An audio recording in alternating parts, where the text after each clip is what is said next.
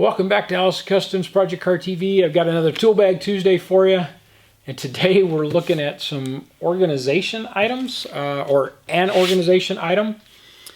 What I've got here for you is a peel and stick dry erase sheet. So basically it's a white dry erase board in a roll that you can cut to shape, and it's got adhesive on the back of it so you can stick it, and they claim you can stick this stuff just about anywhere. What I'm wanting to use this for is I'm going to make some little panels that I can screw to the shelving that I've made, and then have a dry erase label for different areas on the shelving that, you know, I can label Nissan or C10 or Scout or just whatever project I'm working on. Or maybe it's where all my wiring stuff goes, or I have boxes and boxes of stuff for LS engines, the Gen 3, Gen 4. So it could go in, you know, you could list it there, LS engine Gen 3, and it just keep all your stuff on this one shelving area. So we're going to give this a shot today.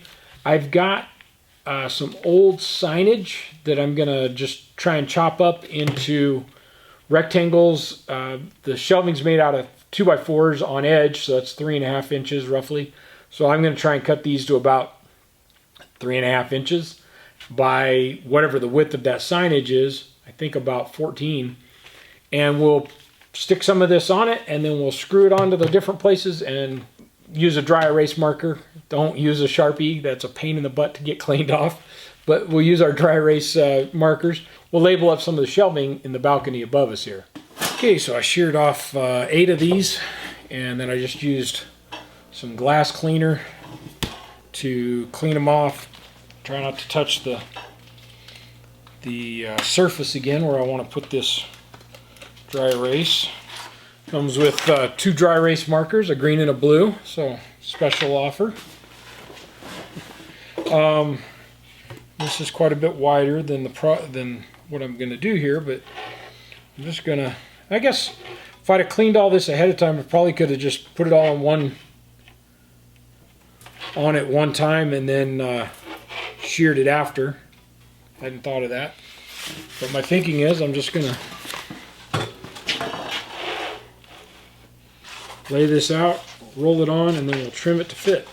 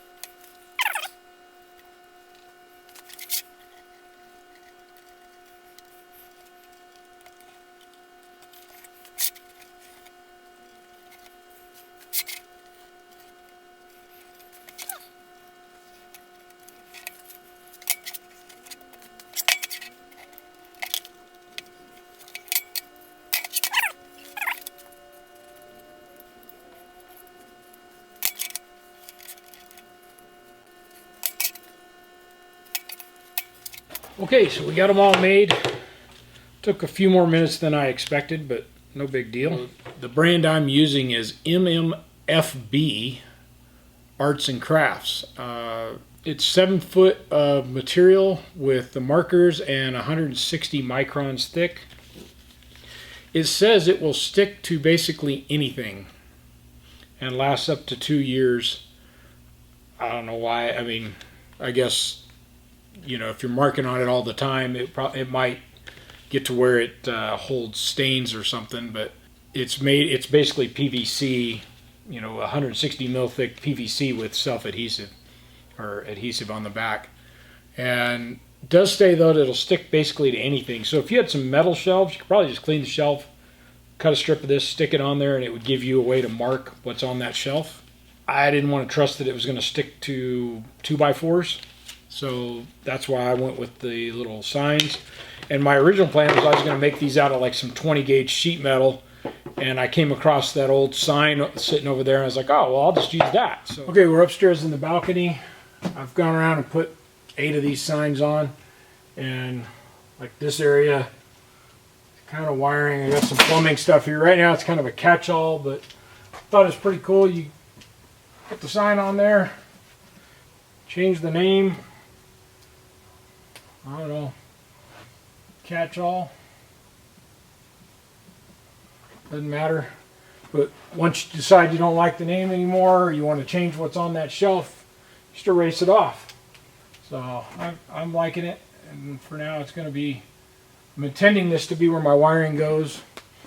Around us I have, hope you can read that, all-wheel drive GMC when we get back to it. Working on the Scout too, so parts that are left for it. A little bit ago I was telling you I had a bunch of LS engine parts and wiring, and that's kind of this area here. On the other side of me here I have stuff for my Volvo. I still call it a 242, but it's got a straight 6 in it, so 262. Maybe I should call it the 262 Plus because it's a twin turbo, or actually I should call it the 240 T6. 260 T6? 200 T6. I don't know. We'll figure it out because it's a straight 6 twin turbo. Got one more over here we're starting to gather some parts for. For now we'll just label it with the owner's name, Dustin. On the back side we've got a couple more. I've got one for my Mustang parts and one for the Nissan. And you saw those just a little while back. I did a Tool Bag Tuesday on inventory. And so the shelf for that is back behind here. And that one's labeled Nissan for right now. But the nice thing is when the Nissan's done and gone, I can wipe off the name and use that shelving area for whatever next project I need it for. And then also you guys see I have a lot of these yellow tubs in here. I was thinking, you know, you could cut these off into 4x6 or 4x5 squares. I bet it would, if with a little cleaning, I bet it would stick just fine to these tubs. And then you could label what was in the tub with a dry erase. When you're done with the tub, when you've taken all the parts out of it, it's easy enough to change the label. So I bought another material that is printable, self-adhesive, basically just sticker paper that you can run through your printer. And I was planning to print labels for a lot of these, and for some of the ones that are going to be super long term, I probably will go ahead and print the labels and put those on the different tubs. But for the projects that are shorter term, like the Nissan, or where we're getting closer and closer to putting the Scout back together, we could put dry erase on those because it won't be a terribly long time and we'll be cleaning that off and using those tubs for the next project. So that's it for today. Peel and stick, right on, dry erase, adhesive PVC board roll material. I don't know. Thanks for watching. Please like and subscribe. Hit the bell for notifications, all the other YouTube stuff, and I'll see you again next time on Allison Tool Bag.